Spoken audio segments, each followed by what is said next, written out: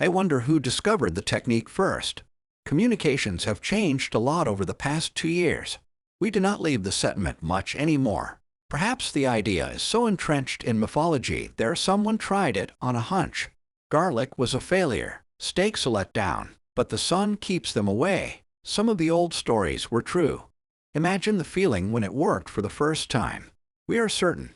Sea salt keeps the vampires away. At last the population decline halted. We raided the abandoned warehouses and poured a circle outside the buildings that still contained the living. Life was different, but we had at least a chance to live again. In the evenings we stood on our doorsteps and laughed at the creatures starving on the streets. This was a cruel world. I hope you can appreciate our actions were catharsis. But the supply chains are forever broken. The mines do not run. Our resources dwindled. We fled to the seaside. So the days pass. It is strange. I never thought much about salt before, but now I understand the absolute necessity of this element to human beings.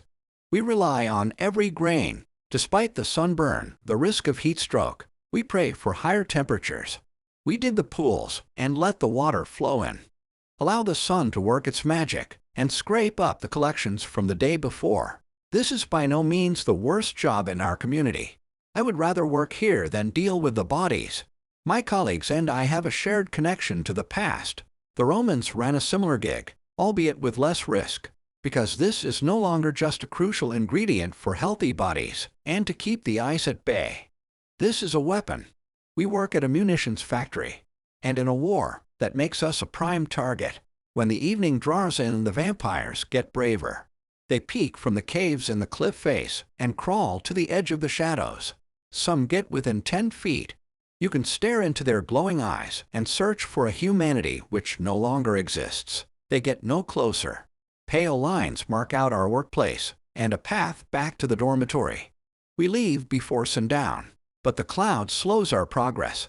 We may need to make decisions about rationing soon. I am not sure our safety will be a top priority. Perhaps as two societies we are at a stalemate, both at the whim of the eternal sea.